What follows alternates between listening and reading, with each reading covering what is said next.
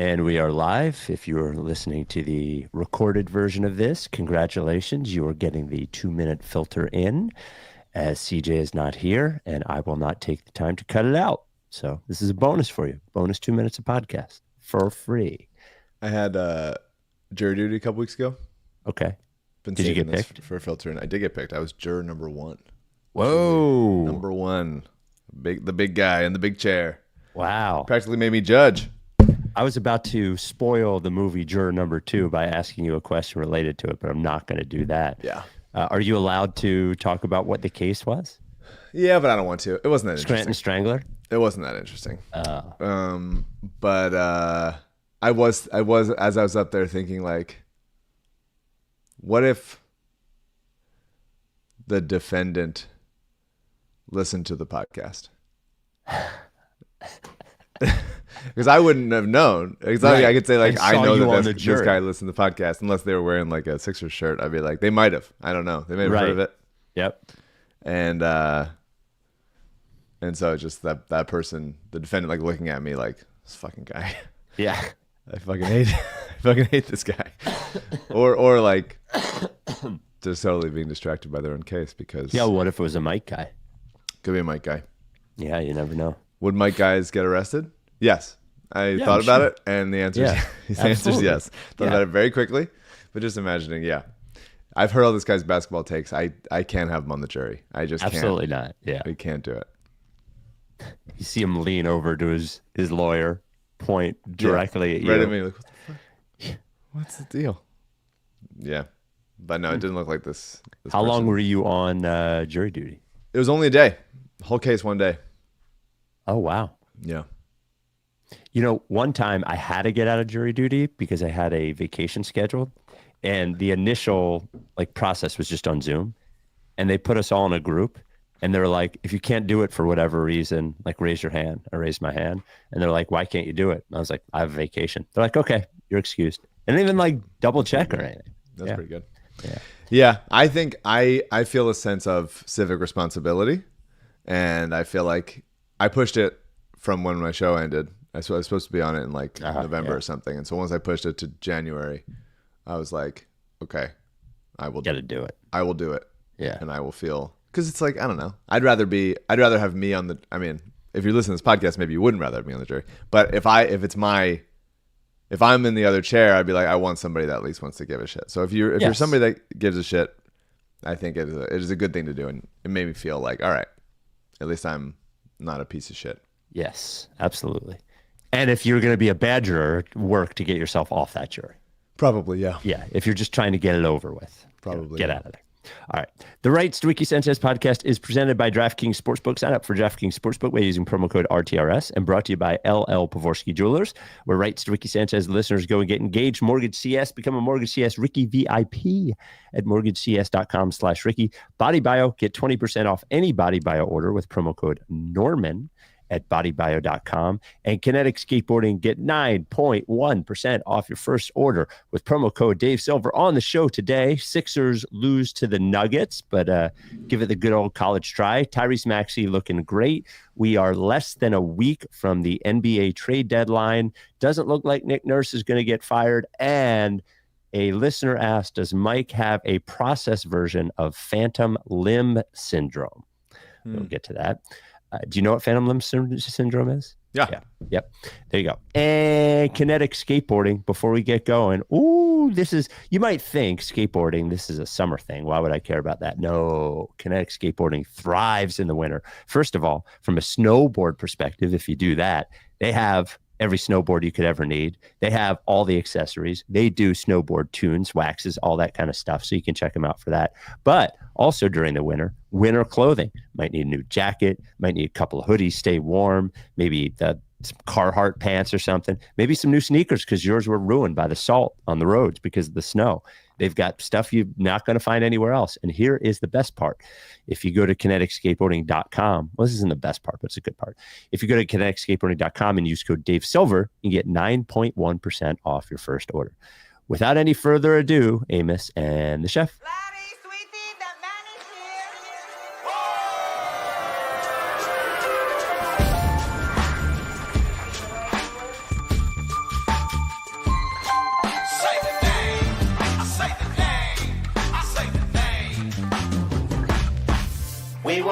y'all.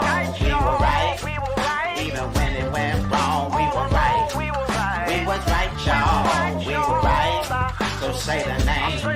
Say the name. We were right, y'all. We were right. Even when it went wrong, we were right. We were right, y'all. We were right. So say the name. Say the name. Say the name.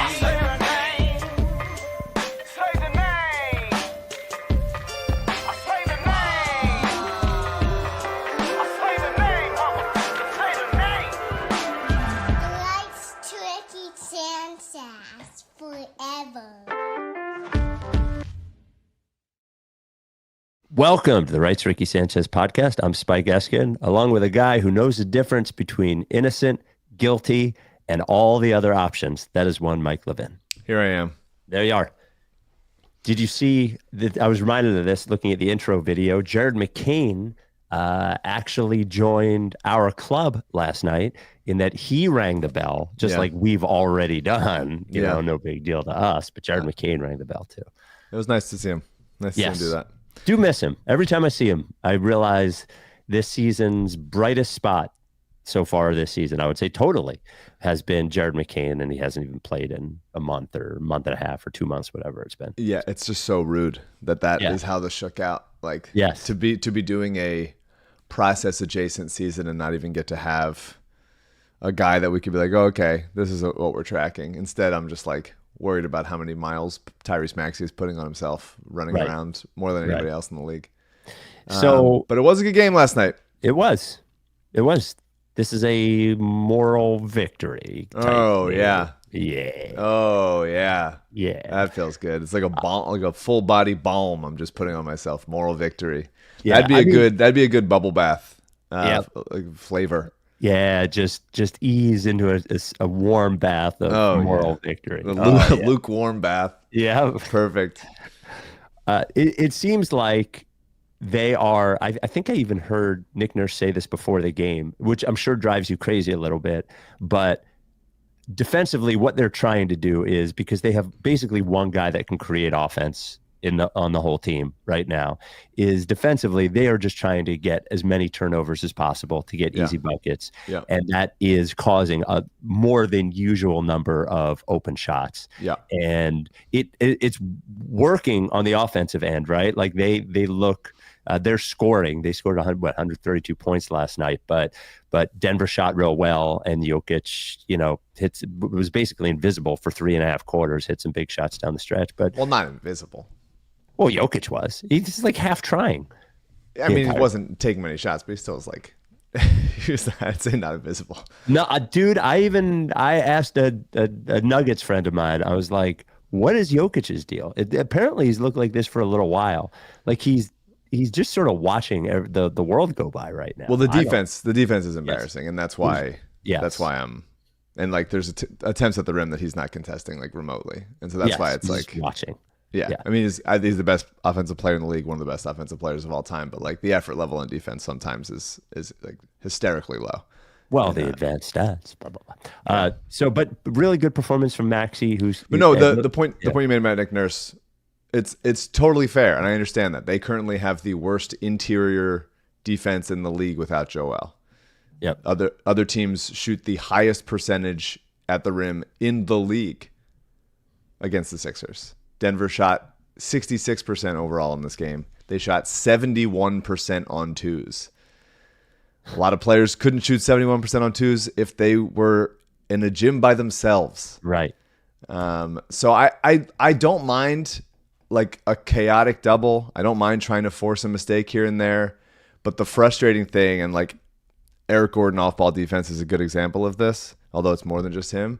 What I hate is the like half showing help where you're in no man's land and you're not affecting the play either way. You're just getting far enough away to give them both an open pass, and also you can't stop them from driving past their man one-on-one. And the man expects just go double. If you're going to do it, just go double and scramble and go crazy, which Nurse's Toronto teams did a lot.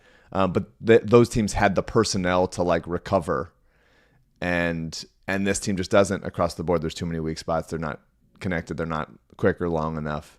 And yeah, I mean, the zone is just like laughably bad. The zone is horrendous. Nick Nurse just like cannot stop pressing his big zone button. They just think like, I mean, yes, I understand being like, hey, we can't stop him, so we may as well try to turn him over. They forced 19 turnovers in this game. A lot of them just can't stop them, by the way. I think offensively, like when they get into half court sets, they a lot of times they just don't have enough. You know, without when the Sixers get in the half court set. Yeah. Like it solves. It tries to not solve two problems, but minimize two problems, and that is they don't have anybody to stop anybody at the rim, and their half court offense is pretty iffy. You know, without Paul George and without Embiid. You know. Yeah. So. I think ultimately, like, they make the bet that guys in the NBA can't make passes to the opposite corner. And they just can. Like, it is the thing that like they're most taught now on drives is to look opposite corner, and that someone is going to be there all the time. Like, the way that spacing works now is that like Justin Edwards or like on the other team, like Christian Brown or Julian Strawther, like they're just going to that corner because they know that corner is going to be open. And if corner threes are like the best shot in basketball, open corner threes, I just think they should be more reluctant to give them up. And Denver is a team that doesn't take a lot of threes. They only took 23 last night. They hit 52% of them. But that's just not the way I would coach defense, is to like assume that they can't make that pass to the weak side corner. And I'm like, they can. People do all the time. But otherwise, yeah, I mean, good game. Like they lost by 3 in a game when I want to give you, if you weren't doing this, I would do it, but this is your thing, so I'm taking it. Maxey finally gets called for an 8-second violation. Yes. They give up 2 points there. That they lose by 3. Like that's, well, dude, and it almost happened like 5 times in the last game. What are we doing? Stop doing that. Yeah, someone should ask him about it. Pretend it's a 6-second violation. Someone should ask him about it. Yes. Yeah. It's outrageous. It happened, and I was like, good for Spike. He needed this. Yeah. He needed this one. Thank you. But Maxey was incredible, dude. Aside from that, like, his spins have been really on point lately, both like driving past people and getting to his mid-range. He gets to his right so easily. They know he's going right. It's really like, it's becoming borderline Tony Roten-ish, where it's like, you know, he's going left for Roten. Yeah. And you can't stop him. He's just doing that anyway. And Maxey, it's like kind of the same thing. He gets right. He finishes tough after finishing at the rim really poorly earlier this season. I bet I have to check the numbers from like, you know, the last month and a half, but I bet it's way up considering from the first month and a half of the season. And then all of a sudden he blows past Aaron Gordon going left, and it's like tough finish after tough finish. He was just awesome. 42 points. Hit the step back was clean.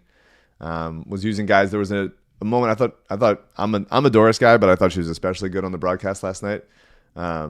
She talked about a Kyle Lowry line to Tyrese, where he said, "Don't fight the game. If they're doubling you, move it, and then the ball will come back to you." And I think that like that really has crystallized in the way that Maxey has played lately. We've noticed that he's not being pissed off when the doubles come. Right. He's getting it, and they're getting good looks out of it. And sometimes he gets the ball back. Sometimes they just get an open look out of it. And I think that that's good veteran leadership from Lowry. And I think Tyrese is doing exactly that. And I just want to give him credit again defensively. Forced a miss on a Jamal Murray jumper. He just, when guys try to hit turnarounds over him, Maxey is like right there. He doesn't foul. He makes it hard on them. He did it to DeMar a couple games ago. I couldn't be higher on Maxey's defense right now. And they were doing switches on him. They're trying to like get him isolated. Obviously against Jokic, he has no chance. But if you want like, hey, end of game situation, you want to go at Maxey, I'm completely fine with that. And I think that's good learning experience. I think Maxey takes that personally. Yeah, and to the offense part, like the thing that would drive me crazy is it would be like 6 on the shot clock and he hadn't passed the ball once. Yeah. Right. Like I get it. You're the only guy, but you have to trust in this a little bit. And I think he's doing that a lot better. And this has been like the last 2 weeks has been as good a stretch as I think he's played. Like, overall, certainly when you combine both sides. Rights to Ricky Sanchez podcast is brought to you by LL Pavorsky Jewelers. Mike, Valentine's Day is 2 weeks away. Yes, it is. I made a reservation 2 weeks ago. Thought about it. got ahead of it. Usually it sneaks up on me. Not this time. You gonna do a Saturday night 15th, or are you doing the actual 14th? I'm doing the 14th. Okay, all right. Yeah, we got to do the 15th because I get home late. But if you need a Valentine's Day gift for your sweetheart, if you are thinking about maybe it's time to ask the big question, pop the question, as they say. Pop that shit. Yeah, pop it. LL Pavorsky Jewelers. That's where you got to do it. You can't get a ring from anyone else other than LL. I think we're at 440-ish Rights to Ricky Sanchez listeners who have purchased engagement rings from LL Pavorsky Jewelers. Can't tell you how many emails I've gotten specifically telling me how good the experience with LL was. Happy about it. And I've said this a billion times, but I'll say it again because it's true. Once you lock in with LL and get the engagement ring there, then anytime you need jewelry, you got a guy, right? Knows your partner, knows what you like, knows maybe what your price range is going to be. Dude, it's the best. And when you buy an engagement ring from LL, you got to do it by making an appointment. And I know when I say that, you're like, oh, that's a hassle. I just want to walk in. But think about it this way. If you just walk in, they could be busy. They don't know you. They're going to have to take time to get everything ready. They might not have what you need, but you make an appointment. He's going to give you one-on-one service. It is not going to be pressure. It's going to be the opposite of that. We'll have everything that you need when you walk in the store. It's the best. If you are thinking about doing it, what you got to do is make a phone call, 215-627-2252. You can make an appointment that way. You could also just send him an email, lee@llpavorsky.com. You could just send him a tweet @llpavorsky. He supports all of our charities, every one of our efforts, not just our two that are currently supporting, but every time we do anything, he's the best. Those two being Providence Animal Center and Mama T's Community Fridge. LL Pavorsky Jewelers. Pop it, the question, and lock it down, the marriage with LL Pavorsky Jewelers. Whoa, that's a good one. I don't know if you can fit it all more in parentheses than I usually put in the taglines, but right, we got there. It's going to be, look, we are 5 days from the trade deadline, and I think it's likely that they're going to trade Yabusele. I mean, that's my gut tells me that. It's going to be pretty sad when it happens, man, because that guy is so good, has been their most consistent player, and he's been a dream. He's been like the minimum salary hit like we had with Oubre last year, but even better. He's like even better than we could have even hoped he would be. It's gonna suck. It's gonna suck when he's gone. It is, man. Career high 28 points. 14 shots, 15 shots, 17. He was 12 of 17. Okay. I mean, he hustles his ass off. He got hustle play after hustle play, outworking Jokic to the ball, attacking the glass afterwards, and finishing nicely with touch. He had good finishes. He got his career high, which was 22. He broke it on a floater from the foul line. Like he's just starting to like open things up in his game and just like do kind of whatever it takes. They left him wide open because Jokic didn't want to run out there. And he was 4-7 from three. He's not second guessing like he did earlier in the season. It's like a very, like he knows that the release time between the beginning of the season and now is like massively shrunk.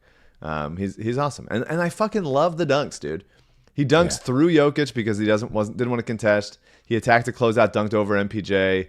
He hit a lob. When you look at his body, it's impossible. He is such a powerful dunker with no lift. I don't know how it happens. Yeah. And he's never, to my, unless I can't remember any of them, but he's never gotten like blocked by the rim in the like, he just didn't quite get it up enough. He always, he's very capable of like, Daryl Dawkins bringing down the net a little bit. Like, and it is coming. That thing is coming down when he's hanging on it. Dude, when he's dunking, I want to look at every other Sixer and go, you guys don't have any excuse.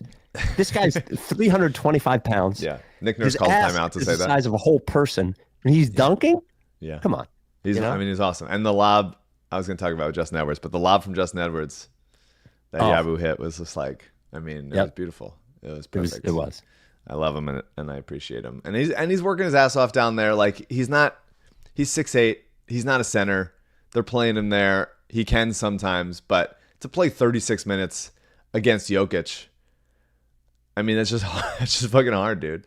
That is a hard thing to do. Is not what they signed him for. That is a tough assignment for anyone.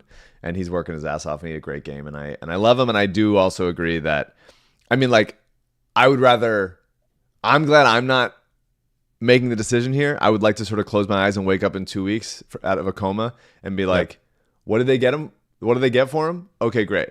Like, I don't want to see it happen. I don't want to see them have to pack his shit and leave. But he's been excellent. And yeah, I mean, your point the other day about maybe they get under the tax by trading other guys, and so they could give Yabu more this offseason, maybe, but that would require some like real agency backroom dealing type of thing to know that, okay, like we're gonna get rid of these other guys, some of whom might be like KJ Martin. Yes. Could be Oubre, I don't know. And we know he'll choose to sign And here. we know he'll choose to sign here. Right. Yeah. Right. So that's the thing. That's the tricky thing. And that's the stuff we don't know. I don't know how those conversations can happen if you're Daryl or Elton, or if you're Yabusele's agent. Do you even want to like commit to that? Or if you're Yabusele, do you want to commit to that? Like, wouldn't you want to see like, hey, I'm back in the NBA. I could get let's see the most I can get. Let's see who wants me. Experiment with free agency, that kind of thing. Now it's fair to mention Caleb Martin just got $8 million a year. Yeah. Like I just want to the last thing on Yabusele, because you mentioned Jokic. Boy, in a world where Joel Embiid is actually playing basketball games, Yabusele playing the PJ Tucker role where he defends Jokic, you know, like the tough, drive him nuts, hustle guy, hit 3-pointers role. Sure. It would be and perfect. He did a good job on Jokic. Like, he wasn't like, there were switches on him. Jokic had some crazy makes in crunch time. I don't think you can blame him for that. The defense was not good. They were not forcing enough misses. They were not like, they were just giving up wide open looks. There was a couple like backdoor cuts that they're just like blind on. But I thought, I mean, he's just really good. He's just incredibly good, and they play. They offensively, when that team is clicking, like they're better than any other offense in the league when they're on. The other thing you're going to have to think about with, even if they were to get under the tax so they could offer him the full mid-level or whatever, like the $14 million. The other thing to remember is if you want to hold on to Oubre, if he opts out this offseason, which we expect him to do, you would have early bird rights on him, right? So you could pay him $60 million for 4 years. But the problem there is you start like inching closer to that second apron, big time, which you don't want to be in. I think there's 4 teams in it now. So like all these things are possible, but it's like a big jigsaw puzzle they're going to have to deal with in terms of making this workable moving forward. Yeah. And that's why like hitting on vet minimums and second round picks is so huge, because then they're like, especially a second round pick, like Bona, for example, or Ricky, obviously undrafted, because then you have them locked in at such a low rate for years. You don't have to like start fresh and be like, oh, I hope this guy works. Like, it's the odds of them hitting on vet minimums like they've hit on Oubre and Yabusele back-to-back years, becoming like top 4 important player on the team, is pretty low. And so you'd like to not have to depend on it as much, even though that it has gone as well as it did. But yeah, with Yabusele, it's just tough. He's been incredible. Everybody loves him. I can see not trading him and just being like, whatever. But there seems to be offers coming in. People are reporting it left and right that like multiple contenders really want this guy and are willing to pay a price. So it's got to be a good deal. I wouldn't trade him for just like a 2027 second rounder. But if you can get a player that could help next year and also 2 seconds, one of which is this year, and like a high thing, it's like you kind of got to close your eyes and do it and hope it blows over. But I feel bad about it, and I feel like Daryl's going to get a lot of shit if he does. Well, and the other thing that they're now, just going to talk about this later, just talk about it now, is like, I was just really surprised that Embiid and Paul George didn't play on Friday night. Because you were confident. You were doing the like Spike knows something assumption. It felt like it, and now they're talking about maybe he plays against Boston, but like Paul George, and I'm not trying to minimize like whatever pain he has in his pinky on his non-shooting hand. It's such a bummer that it's a pinky. Yeah, it's really on the worst. Non-shooting hand. Sorry, you finish and I'll tell the story. Well, and we see Embiid like doing whatever he's doing, like before the games and in practices and blah blah blah. And like, guys, we have 4 games till the trade deadline. Yeah, and you gotta see it. It's like the end of like season 1 here. Yeah. it's almost like it feels like they're hoping we lose the game so they can just let go and they're not forced with a tough decision. I'm not accusing them of doing that, but like, it's your pinky, bro. Like, tape it to the other finger. You know, this is ridiculous. I hate the hockey football guys being like, hey, we would have like kept playing that day. But like, hey, it's been 5 days. Like, sure. Tape it to your other finger. So, sure. Yeah. Different sport. Yes, harder to dribble and shoot in basketball than whatever you're doing in hockey, football. Yeah. My friend growing up also hurt his finky and stopped playing. I forget if he might have stopped playing baseball or basketball because of it. I think he stopped playing basketball because he was focused on baseball for like later in the summer. He couldn't re-injure it. And we made fun of him ruthlessly because he hurt his pinky. We called him a little bunny. And to this day, 20 years later, we still call him Bun. Because a little bunny is so good. So this is shout out to Tori, shout out to Bun. But it's it's so funny that it's a pinky. Like Paul George, like I'm a guy that likes Paul George and defends his play this season, but like, come on, if you're a Paul George hater, he's out 5 games with a pinky is really like catnip for you. It's like there you go, take it. Yeah, run with it, there's nothing I can say. No, there really isn't. The minute I try to stand up for him and go, well, actually, there was some ligament. I'm like, well, it is pinky. It's pinky on his not shooting hand. You're right. You're actually right. Yeah, tough. And then it was another just Oubre has been like, it's amazing that we can say the number of, right, Yabusele a hit on a minimum. Yep. Eric Gordon at this point, we have to say a hit on a minimum. Yep. Oubre has been great, right? Mm-hmm. Maxey has now been great for a couple of weeks now. Mm-hmm. And we're 17 and fucking 29 or whatever the fuck we are. It's amazing. But Oubre was great again last night. He's great. Yeah. He's awesome. Another 5 assist game for Kelly Oubre. It's becoming casual for my guy. Yep. He elevates so well. Nick Nurse said it in his post game, when he elevates off of 2 feet, in the lane. It's like truly defense thinks that he's stopped and picked up his dribble, and then he can just elevate so high. It's like his own vertical spacing. And he can, like, when he's balanced, he can fade to his right while finishing left. He had a nice spin move into the paint for then to draw the big. I think it was Jokic for a rolling Yabusele layup. He's just playing really, really good team basketball. Does he get tunnel vision sometimes in the lane? Sure, but like when he gets in the lane, he's just a really, really good player. He was 2 of 4 from deep. Finishes through contact incredibly well. Yeah. Was 7 of 7 from the line last night. Like hustle plays, working defensively. He was just awesome. He's just a really wonderful player. And I could see him, he's got $8 million player option next year. I could see him opting out. He had such a bad 2 years in a row of free agency. It would require some like agency intel that someone would give him like a long-term lucrative deal. But I agree with you that I think if he opts out, it's because the Sixers are going to sign him to a bigger contract. Yep. And he's just been awesome. He's been a great teammate. I got nothing but great things to say about Oubre.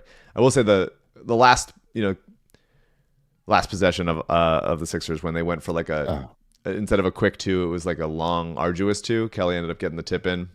Well, I think they said Nurse said the play was to get Maxey a 3, and Yabusele went to Oubre instead of Maxey, which was, and then to your point, it was just like, get the ball. I'm like screaming, shoot the fucking ball, fucking ball, And I think it might have been like they were assuming Denver was going to foul, and so they're sort of like running away from them because they were down 3. But yeah, sort of a weird ending to that one. But you wonder what happened if Maxey didn't get the 8-second violation. What could have been, Spike? Well, thank God nobody's noticed that until now. That's right. Running through a couple more other guys, because I do think it was, defensively mostly a nightmare, but offensively it was a lot of good stuff. I just love Justin Edwards staying shot ready, man. 3 of 6 from deep, forcing the defense to contest because he's so quick with it. Had a spin past Russell Westbrook into a lob to Yabusele, which was just nasty. Crowd oohing and ahhing. That was dope. His cuts middle, even when he doesn't get the ball, or he doesn't finish with it, makes stuff happen. He just has a really, really well-timed sense of when to cut. and it helps the offense, and I really appreciate him for that. So watch out for that if you're looking. Yeah, he tries to get cute trying to cheat blindside Jokic on defense, and I could see Jokic being like, "Who do you think I fucking am? You're trying to blindside me?" Right. And Jokic burned him at the rim. That was with a pass to an open guy. So that was tough. But the Justin Edwards Ricky Council battle has been won. I think Justin Edwards is just a more consistent, sound player. But Ricky Council, though, he makes you want to scream. Like he gets fouled constantly. It's awesome. It's so funny. Ricky gets Jokic to bite on the pump fake. Jokic jumping doesn't happen very often. Jokic bites on the pump fake, hits a shot and one. He is just so special at exactly that one thing. Yep. It's really nice, and he had a really good stretch. Last play of the third quarter, first play of the fourth quarter, back-to-back corner threes, and then he strips Westbrook at half court and finds Kelly Oubre for a layup, and Michael Malone calls a timeout, and that was just like that was a Ricky Council caused timeout. That was like entirely Ricky Council making you do that. And then he did a bunch of weird shit in the fourth that made Nick want to die, and he took him out for Justin Edwards and didn't play the rest of the game. But like, it's the good and the bad with Ricky. I desperately wish he was on a full process team, so he got the opportunity to play through this stuff, because there is some special to him in very distinct ways, but he's just so scattered. I'm never going to be able to trust him in like a big moment. When he's out there, I'm like, why are they letting this guy on skates play? He's like, he can like sort of, I guess he can get to balls that other guys can't, but like he's a little bit weird to let this guy with skates play and play in crunch time too. You really need kind of a fun carnival trick that you're doing. But yeah, I mean, I love and respect to Ricky Council, but I want to say my favorite play of the game. Which was? They stayed engaged on defense. The defense really did take up in the fourth quarter, even though Denver still finished with 34 points in the quarter. They stayed engaged. They defended like hell. They forced a Christian Brown turnover. Ball goes to Ricky. He attacks full court but stays in control. He finds Lowry on the wing. Ricky doesn't attack 1-on-3. He finds Lowry on the wing, and then Bona keeps running. He keeps rim running. Lowry finds a rolling Bona for a dunk. Just like a really nice, complete. This is basketball. We're mindful. We're seeing our teammates. It was good. It was they really, and as a guy that was not like getting sweaty rooting for this game, I was rooting for them to win. Because it's like, well, why not? But they really should have won this game. It would have been. They did enough good things that like they should have won this game. It was a bummer that they didn't. Yeah, this would have been a big one. To beat Denver without either of those guys would have been a big one. 5 in a row, especially after Denver completely blasted them like 2 weeks ago, causing the Nick Nurse post-game screaming match. Yeah. And they've responded to that, but yeah, the tough loss. I mean, Kyle Lowry, a couple of nice moments for Lowry, did his thing. He's like just really doing the little things. Mini Draymond, cutting at the right time, finding his teammates, taking a charge, being a dickhead. Like, he's just out there doing it. And yeah, Eric Gordon, I mean, just like he is the most, when he's locked in, he is the most automatic shooter I've ever seen. Like it is surreal from 29 and you're like, that's in. Yeah. And he likes shooting from that far away. He loves it. I will say, I wouldn't mind him moving a little bit like on offense. He really is just standing there. Well, that's why he is so perfectly a Harden guy. Yeah. Because Harden wants you to be far away at the elbow, so you can pull that guy away. He would be tremendous. We're probably not going to see it because I'm almost certain he's going to get traded. But like him with fucking Embiid and George and Maxey on the floor, and Yabusele is just like it would be a pretty tough lineup to guard. You know? Yeah. And he gets beat backdoor staring at Jokic, which is maybe the most obvious. Like, hey, don't do this. Yeah, don't do this thing. That the league has to offer, but the threes go in. I don't know. You think that they are going to sell at the deadline? Well, here I'll answer that. Let's do it. Rights to Ricky Sanchez brought to you by MortgageCS, your mortgage concierge service. Everyone gets treated great by MortgageCS, but Ricky people, I'm convinced, get a little more Become a Ricky VIP. Go to mortgagecs.com/Ricky or call or text Ben at any time. Actually, I think Ben's overseas right now. I don't know if he's going to respond to the text. He's back on Monday morning. It would be a fun trick to see if it works. 267-391-7425. 267-391-7425. But whoever you're working with at MortgageCS, if they're not going to be there, they pass you off to someone else. So I have Alec right now anyway. MortgageCS is an independent mortgage broker, and they are staffed in a way and they are operated in a way to make sure that like a stressful situation for you will be de-stressed by the way that they handle it, by always being available, by explaining everything to you, by knowing that they are working for you and you only. And that's what the independent part is for. I would recommend, as I am currently working with MortgageCS, get the process started early. Even if you don't think you're going to buy a house for 6 months, it doesn't hurt to, there's a lot of like info you got to give them. There's a lot of like questions you're going to have. So get pre-qualified early. So reach out early because like the market this year looks like it's going to be the market over the last few years. Not a lot of houses. The good houses are going to go fast and there's going to be a lot of bids on them. So you dicking around with making sure that you uploaded like whatever tax form that they need, you don't need that. Also know this, a lot of online mortgage calculators say you need 20% down. You don't actually need 20% down. So if you're in that situation, MortgageCS can help you through that. They've even helped a few Ricky listeners buy the home that they're renting from their landlord with not as much out of pocket. And they can also help you with refinancing. There's a lot of uncertainty around mortgage rates, whether they'll go down, whether they won't go down, maybe even they'll go up. So if you have a bunch of credit card debt, you have a mortgage maybe, and you can consolidate all that, they can help you clean up your finances this year if you want to do that. As I mentioned, mortgagecs.com/Ricky, call or text Ben at any time, even if he's out of the country, 267-391-7425. This advertisement is not a commitment to lend or extend credit. MortgageCS is an equal housing opportunity mortgage broker. All loans are subject to credit approval. Certain restrictions may apply. Company NMLS 1464766. Visit mortgagecs.com/Ricky for more information. I think what they're going to do at the deadline is like a soft sell. So okay. I think Eric Gordon is a soft sell move, is like he's probably not going to be here next year. It doesn't even look like he likes it here very much. I think, imagine what it would look like. Yeah. If he, I think they would trade him. I do think they will hold the line on like a Yabusele and to a larger extent, Oubre or Martin. Martin. The fact that he signed here for 3 more years after to really get value is what I'm saying. I think there is some value. They have to see some value in like having a product and an atmosphere around the team that is positive for the players who do play, who will be here. So for, Maxey, like you just can't throw Maxey out there on an island the rest of the year.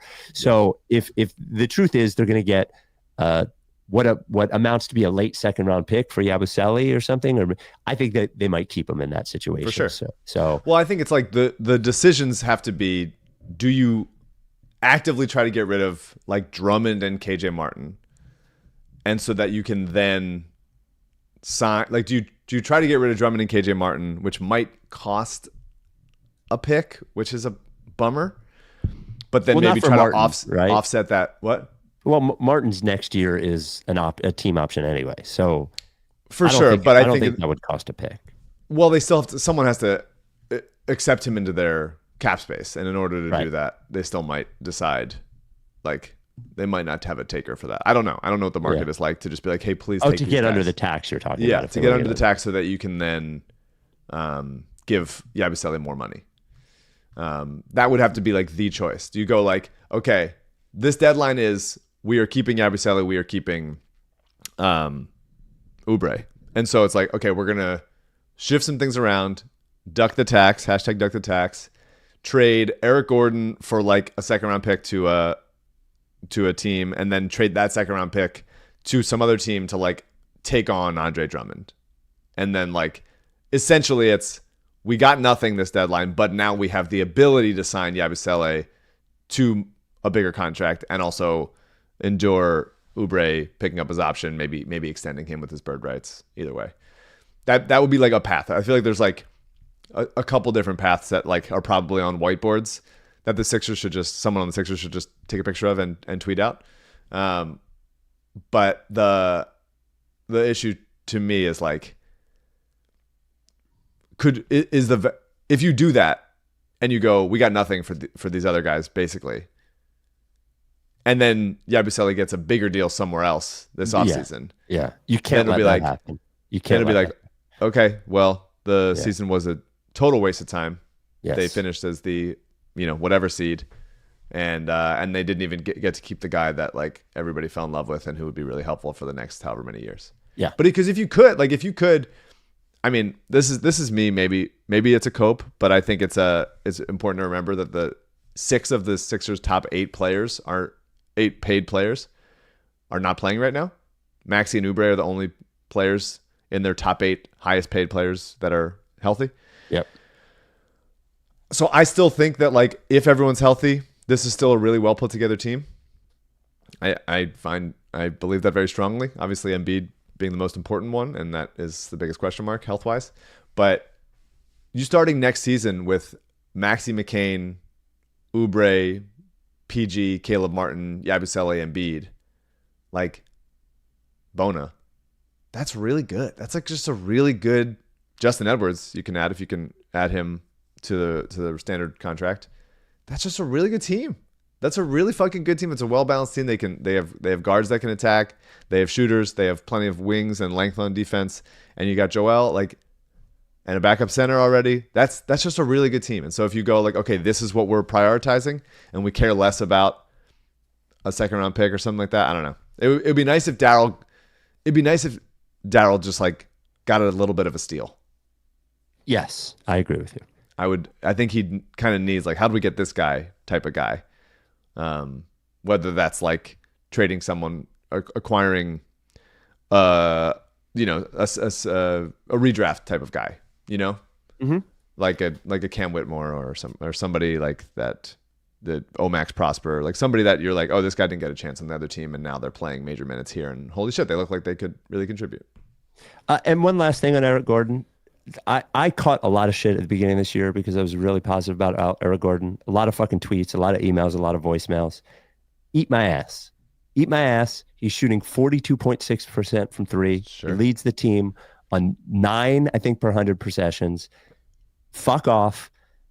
He shoots threes just like I said he was going to do. I caught a lot of heat. And I just want to say to those people, if you're one of them, specifically, eat my ass. So that's just I mean, it's just hard when you are here for one thing and then you're not doing the thing. Like that. But now he's doing it. Now he's doing it 100%. And it evens out. It evens out. It looks really, really bad when the thing that you're doing, it'd be like if an offensive guard couldn't run block. It's like, yes. Well, you got to run block, dude. Otherwise you're not good. I agree. I agree. So he has been truly, this is one of the hottest for like a random role player.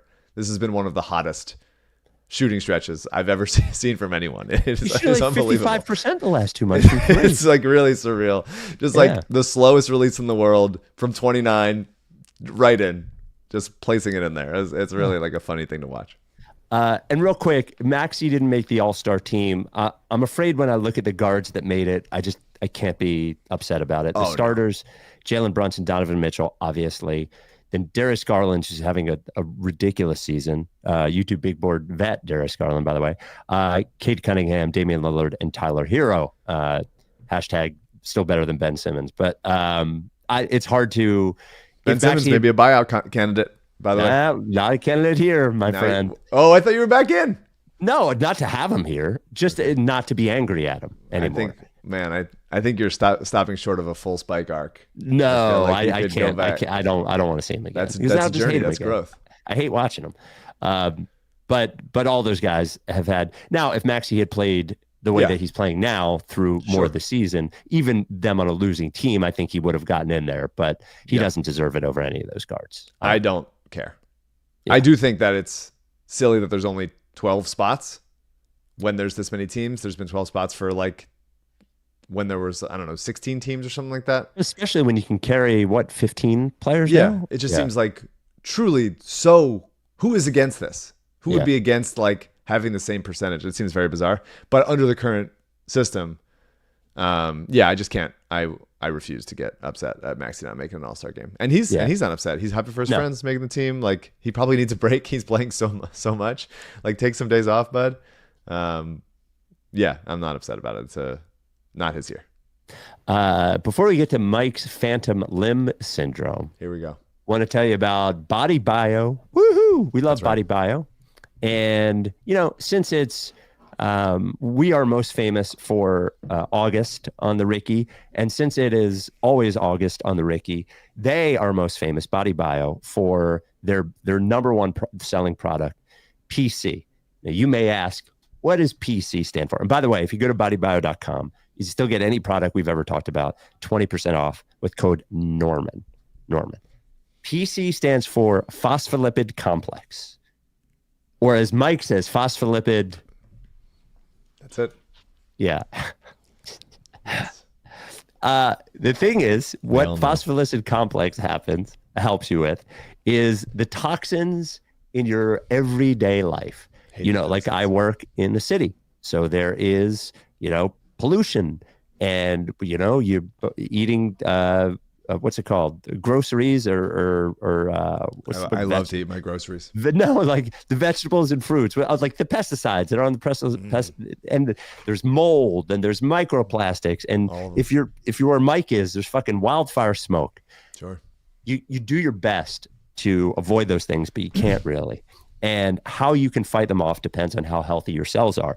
And PC helps your cells make better decisions in keeping out the bad stuff and letting in the good stuff. That is what PC does. It helps your cells stay strong, helps your cells stay healthy, helps protect you from the things that you cannot control, like those microplastics, like the wildfire smoke, like the pesticides on your fruits and vegetables. It gives your body the support to stay resilient no matter what situation you're in. Go to bodybio.com, use code Norman for 20% off anything. Elite. I'm taking liposomal vitamin C right now, by the way, so I can fight off this cold, and it's doing it. Help me do a good job. Any of those things. Butyrate. Again, bodybio.com, promo code Norman for 20% off your order. We got also speaking of the fire. Shout out, love and best wishes to the people in the Northeast. Oh yes, with the that's fucking a crazy plane. fire. And if you're around there, if you're going around there, like, you should really wear a mask around the fire, because there's a ton of toxins in the air. Obviously, we learned a lot of that in LA from the wildfire smoke and stuff. So if you're going around that site, you should really wear like a well-fitting mask, because you're inhaling some like really bad shit. By the way, but I know that BodyBio was helping with some firefighters out in LA, sending some of their different products out there to help those guys stay strong. Yeah, and also, yes, absolutely. Love, prayers, all that stuff to everybody in the Northeast. The video was fucking crazy. It's crazy, dude. Yeah, I grew up playing baseball right there. On Cottman. You're right off Cottman. Yeah, my parents are from the Northeast. Like, it's my mom's office is like right there. It's crazy. So yeah, I think 6 people that they confirmed died, but then a bunch of other people injured. So yes, very sad absolutely. and upsetting. Email from Clyde. I hate to make this fucking transition, but I have to Rights To Ricky Sanchez at gmail.com. Dear Spike, Mike, and CJ, as I listened to Mike expound upon what a, quote, smart organization would do in order to recoup any and all second-round picks possible by selling off our few bright spot bench players and enduring 3 months of horrible vibes in pursuit of, at very best, a 6% chance at a top pick, I'm wondering to myself if he's experiencing phantom limb syndrome, like he's skipping back to a familiar groove in a vinyl record of the Process Sixers era. Setting aside how tricky the top 6 protection makes all of this, if we had 0 foundational pieces in place, but we're gleefully rooting on an 8 seed with no pathway to contending in the years to come, for sure, let's course correct and tank our asses off. But we have 3 guys who were selected to the All-Star game last year. As far as developing young, cost-controlled players, we uncovered a diamond in the rough with Jared McKean as a mid-first-round pick. Bona has the makings of a serviceable backup. And without additional second-round picks, like we had in past years, the Sixers brass has landed possible rotation players in Justin Edwards and Ricky Council by surveying the undrafted rookie landscape. Plus, Morey has accumulated a decent haul of picks to trade in future years. The insistence to tank feels knee-jerk familiar to me. The record reeks of process Sixers, and so we got to flip back to the process playbook. I just like to spotlight the nuance for those of us who are not looking to co-sign on a fire sale and plummet in the standings. Get the stars healthy, get reps playing together, thread the needle of misery to maybe have a coin flip's chance of at number 6 in the draft. I'd rather chase number 6 in the East, and I don't think that makes me short-sighted or foolish. Clyde.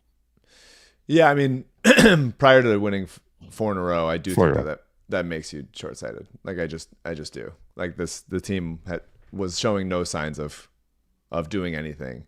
Then they don't have a 6% chance at the top pick in the draft. They have a 6% chance at the top pick. The top pick. And right now they're only, because Portland's been hot lately, they're only a half game up on Portland. So there would be a 7.5 chance at the top pick. Last year, do you know who won the lottery? The Atlanta Hawks in the 10 spot. So it's like this idea of like, we're not going to keep it. It's like, this is math. These are probabilities. You're like, you being certain of something is not like doing it one way or the other. They win 4 in a row. If the guys are healthy, then fine, play them. I understand in the sense of like Maxey and Embiid, but like to just coast into, oh, Embiid's out for a while. Let's push everybody. Let's push Maxey 40 minutes a night so that you can finish like in the 10 spot. I do think it's short-sighted. I straight up do. I wish that they had tanked this year, and it's not because they desperately need a franchise cornerstone. It's because wouldn't it be nice to have another really good player on a cost-controlled rookie deal? And then the pick you give up to OKC next year is like the 25th pick instead of the fucking 7th or 8th. That's, to me, just makes it a lot more easily stomached. And so, yeah, I mean, like McCain they got in the draft last year. The problem, though, is that there's a 50% chance you don't even get a top 6 pick at all this year. Even if you're like, if you tank your way to the 7th or 6th seed, like you're not even, so you could be, kissing this season away for literally nothing. For sure. But like the season is kissed away. Like it's, to me, it's already kissed away. Except that there's I hate to make an AU argument here. No, I know. Except that there's a half a season of basketball to play. Look, I'm just saying right now. Yeah. What is the more frustrating thing in my mind?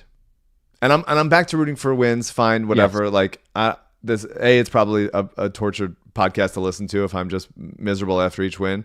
But B, like I do like to see Maxey happy, and I want him to like it here. And I think that the scenario I laid out is at least interesting to keep these guys for next year. Keep at least Yabusele and Oubre.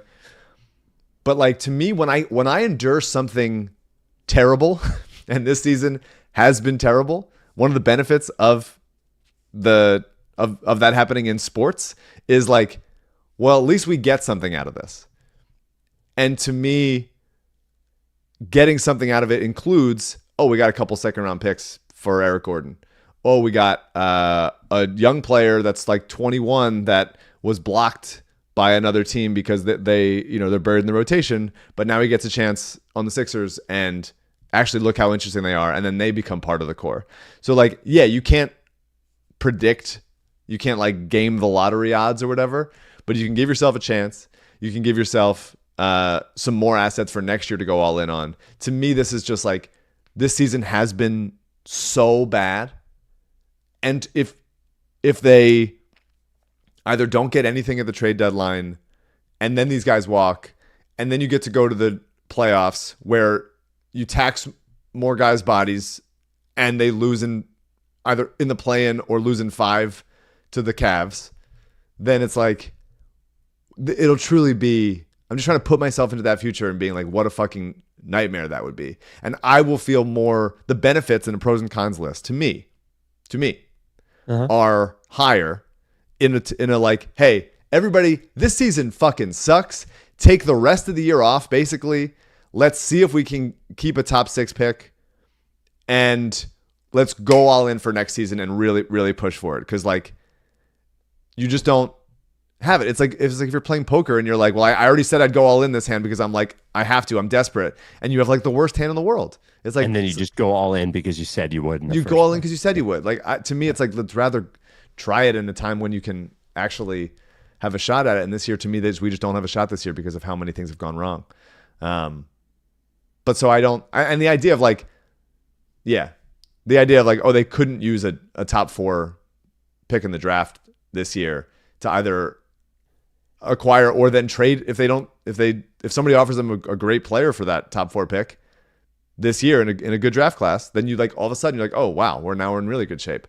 We have somebody else that's a veteran that could do it. Or it's a two timelines plan where Maxey, McCain, and the top 4 pick all of a sudden allow you to play Embiid and Paul George a little bit more. You're not depending so much on them as they enter like their post prime era. So it's like, absolutely they could use a top 6 pick in this draft.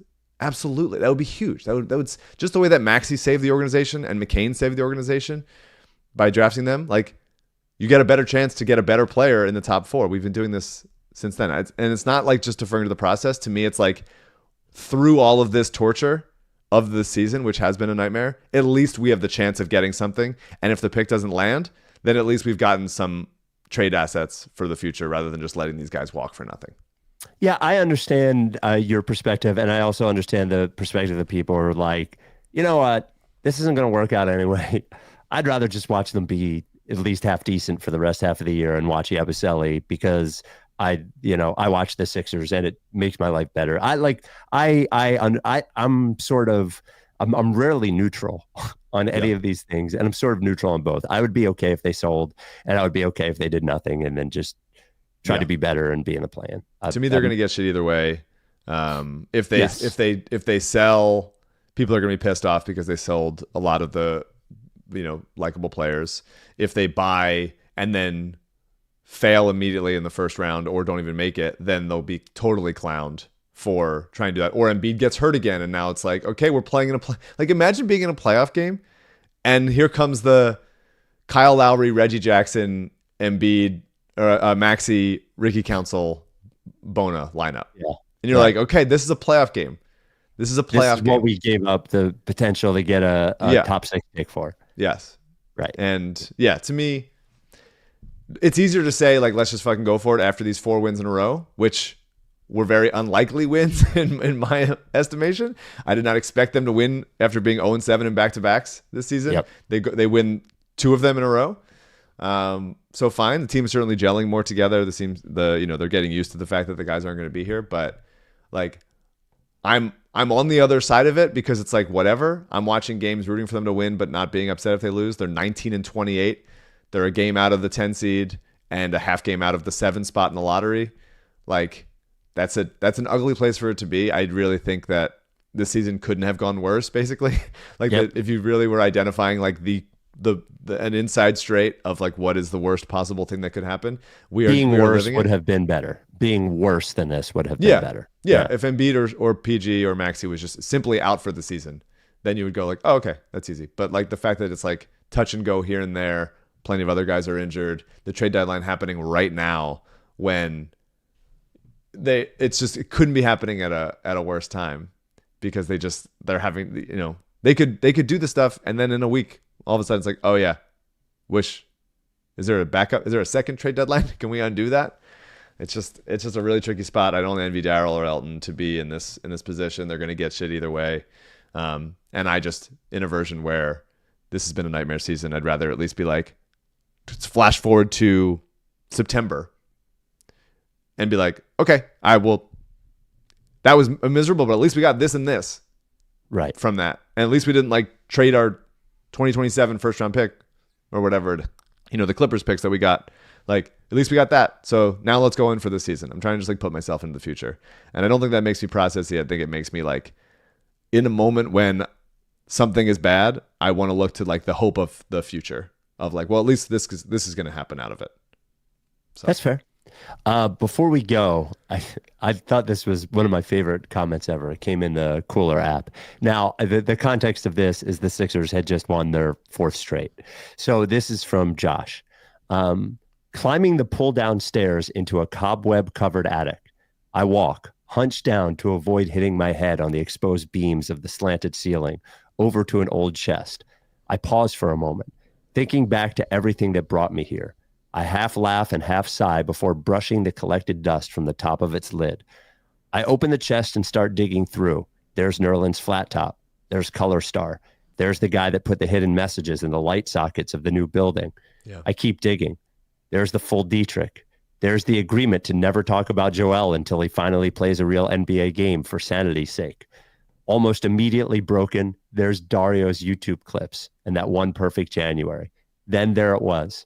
I finally found it. A mantra that brought me sanity during an insane time. Hello, old friend, I whispered to it. I hope I'd never see you again. I felt its power in my hands as I spoke its name. The Sixers are too good. Wow. It was a very perfect comment for after the 4 straight wins at this time. Yeah, for sure. So. I also would say maybe this is a comment for next podcast. Yeah. But like the way that national people talk about Embiid is beginning to make me murderous. Yeah. Do they even talk about him any? Like, they're just going out of their way to like make fun of his chronic injuries. It's just so yeah. bizarre. It's a weird thing to make fun of. It's so weird. Stuff. Yeah. It's so weird. It's like, did they do that with John Wall and Brandon Roy? Like, did they do that stuff? Like, what the fuck? Like, it's truly just like, hey, here's a superstar in the league, and it's sometimes it's just like random Twitter accounts or whatever, but sometimes it's like plenty of legitimate people going like, here's this soft piece of shit that we all hate. Like, what are we talking about, man? Yeah. I fuck those guys. Fuck those people. The weird Twitter accounts that are just, rage baiting or whatever. But like, but making fun of injuries is like it's a fucking odd. Kind of a weird thing. Yeah. It's so odd. He's been like, I get that he hasn't gotten past the second round. Like, he's certainly has things in his game and his conditioning or whatever to clean him up. But like, he hasn't been a monster. Like, people are rooting against him. Like, he's like Deshaun Watson. It's like it's so despicable. I think the way that people talk about him, and I think that those people should eat your ass. Wow. I'm gonna have to. There's gonna have to be the appointments at this point. Yeah. Sign up. All right. Well, trade deadline is Thursday. We will talk to you likely before then or around then. Until that time, are you down with TTP? Yeah. Like face.